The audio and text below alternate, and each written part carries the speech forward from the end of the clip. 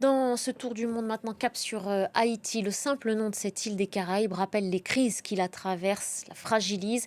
Nous évoquions l'incertitude politique ces précédents jours sur France 24. Nous allons maintenant tenter de saisir aussi la gravité de la situation humanitaire dans le pays avec vous, Sarah Château. Bonjour à vous. Merci d'avoir accepté l'invitation de France 24. Vous êtes responsable programme Haïti chez Médecins sans frontières.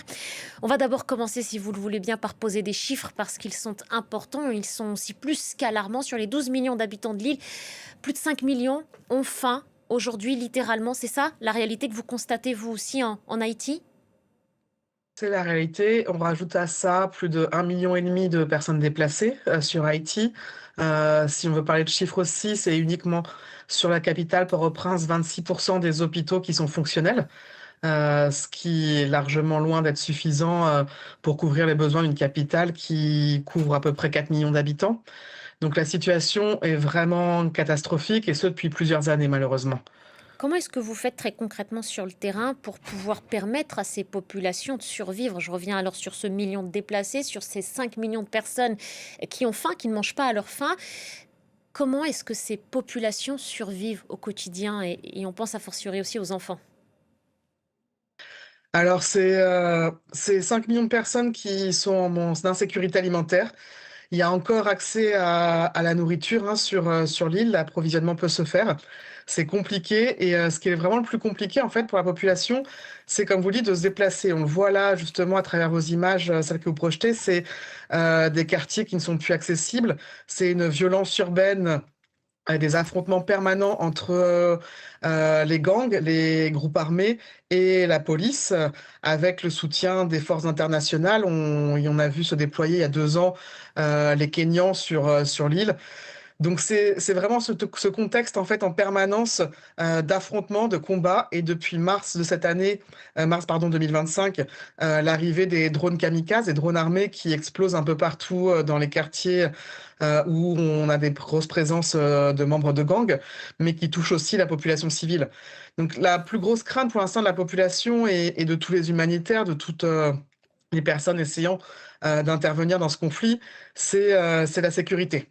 C'est vraiment la première difficulté dans ce contexte-là et ça impacte énormément, de différentes problématiques humanitaires Mmh. comme, l'accès à la nourriture, vous l'avez mentionné, mais aussi l'accès à l'eau. Parce que, Le pour être choléra pour est être clair, réapparu. Sarah Château, l'aide Mmh. alimentaire, elle existe, elle est acheminée, mais elle est détournée par ces organisations criminelles? Ce sont ces hommes qui empêchent Non, alors l'accès? D'accord, pour être il clair, y a je vous pas écoute. énormément d'aide, il y a pas énormément d'aide alimentaire qui est acheminée, hein, un peu comme partout, dans le monde malheureusement, les aides à l'international, sont vraiment vues à la baisse. Mais il y a encore un peu de production locale, de différents, voilà, légumes, fruits et cetera.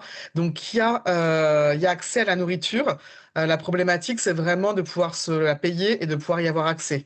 L'aide internationale est encore très faible et n'est pas à la hauteur, n'est pas à la mesure des besoins de la population, largement pas. Donc vous lancez, on imagine, un appel en ce sens. Les Nations Unies, Sarah Château, ont aussi mis en garde et alerté sur les violences sexuelles systématiques, avec tous les risques que cela engendre, avec des grossesses indésirées, avec des maladies aussi transmissibles. Qu'est-ce que vous constatez sur place? Qu'est-ce que vos équipes constatent sur place? On fait malheureusement le même constat. Nous avons des programmes, à Médecins sans frontières. On a 2 cliniques qui prennent en charge les victimes de violences sexuelles et on a entre 600 à 800 nouveaux patients tous les mois qui se présentent aux portes de nos cliniques, pour une prise en charge. Alors la première prise en charge, elle est bien évidemment médicale dans un premier temps, mais elle est aussi psychologique, sociale, une prise en charge aussi de demande de protection. Donc on constate que, que le viol est vraiment depuis plusieurs années devenu une arme de guerre dans ce contexte-là. Les gangs n'hésitent pas, à utiliser le viol pour, contrôler leur quartier, pour voilà, avoir la population, sous leur joug dans leur quartier, mais aussi, voilà, une violence urbaine et des violences domestiques, qui ne font qu'empirer, dans un contexte de pauvreté extrême. Donc ça fait 10 ans maintenant qu'on a des cliniques qui prennent en charge les victimes de violences sexuelles. On a fait un bilan désastreux de ces 10 dernières années malheureusement, avec un volume, un volume de besoin qui est énorme et une capacité de réponse qui n'est vraiment pas à la hauteur, surtout Mmh. sur la partie prise en charge psychologique, tout le volet santé mentale et Pour protection. pourquoi? Pourquoi Pouvoir est-ce que ce mettre à n'est pas à la l'abri, hauteur? ces femmes, ces Mmh. enfants. Pourquoi est-ce que ce n'est pas à la hauteur? Pourquoi vous ne parvenez pas à les mettre à l'abri, à les sécuriser? Parce qu'il y a pas assez de moyens, en fait. Il y a une réponse humanitaire qui est très compliquée à déployer. Peu d'acteurs sont présents. Les acteurs qui sont présents ne peuvent pas être partout dans la ville. Comme, bah, vous voyez toujours sur vos images, Oui. c'est des conflits, c'est des combats armés en permanence. Il faut imaginer des attaques de drones, des drones armés qui explosent un peu partout, quasiment tous les jours, quotidiennement. C'est des blessés par balles qui arrivent dans nos hôpitaux tous les jours. Donc déployer des opérations humanitaires, par les Haïtiens ou par la communauté internationale dans ce contexte-là, c'est très compliqué. Est-ce que ça vous expose, vous aussi, au risque quand vous dites qu'il y a des blessés par balle qui arrivent vers vos hôpitaux? Vous arrive, vos équipes, leur arrive de soigner des membres de ces gangs, de ces organisations criminelles? Alors oui, un de nos principes vraiment à Médecins sans frontières, c'est la neutralité. Notre mission médicale, c'est de pouvoir soigner tout le monde. Donc c'est vrai qu'on soigne, des blessés. On ne demande pas aux gens s'ils sont membres de gangs, s'ils sont population civile, s'ils sont policiers. Donc nous arrive aussi de recevoir des policiers, des membres de gangs, mais beaucoup de civils, dont des femmes et des enfants malheureusement, qui arrivent jusqu'à nos structures. Notre hôpital de Tabar, par exemple, c'est 5 blocs opératoires qui tournent 24 heures sur 24 pour, ces victimes, Waouh. d'attaques de drones ou, de conflits armés, dans la ville.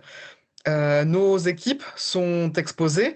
On a eu à faire face à plusieurs incidents sécuritaires très graves, ces 3-4 dernières années malheureusement. Et À qui vous plusieurs protège, reprises, on a vous? dû suspendre nos Qui vous, opérations. qui vous protège, vous, pour vous permettre de mener à bien cette mission?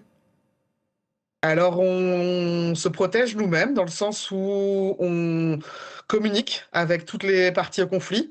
On essaye de véhiculer vraiment de façon large le message, de neutralité, de besoin de notre mission médicale. Comme je vous disais, 26 des hôpitaux sont fonctionnels uniquement, hein, sur Port-au-Prince. Donc on a quand même cette acceptance dans le sens où tout le monde reconnaît la nécessité d'avoir un acteur comme Médecins sans frontières, présent Mhm. sur Port-au-Prince.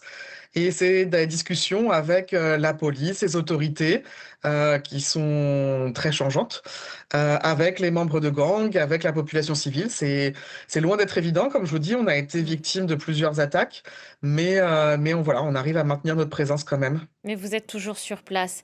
C'est ce qui explique que d'autres organisations humanitaires aujourd'hui craignent d'aller en Haïti. Vous êtes les seuls d'ailleurs, Alors il y Médecins a sans plusieurs frontières? Mm. facteurs. Oui, il y a quand même des organisations humanitaires, mais c'est sûr qu'elles se déploient, elles arrivent des fois à arriver sur Port-au-Prince, mais elles se déploient très peu, pas forcément dans toute la ville. Depuis maintenant 2 ans, l'aéroport, de Port-au-Prince est fermé, donc le seul mode d'accès pour, Port-au-Prince, c'est par hélicoptère qui est organisé par les Nations unies. Donc ça limite, ça complexifie énormément, les possibilités de déploiement, hein, des humanitaires et de tous. Donc c'est vrai que voilà, il y a l'accès qui est vraiment une des plus grandes problématiques. La deuxième, qui est tout aussi grande, c'est, les financements.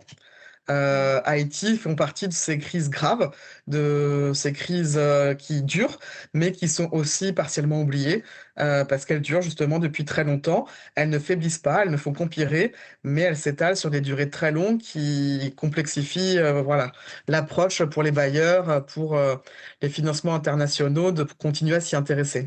Le message est passé, on l'espère. Merci Mmh, beaucoup, Sarah Château. Merci d'avoir pris le temps de répondre merci. à nos questions et d'avoir témoigné de la situation humanitaire en Haïti.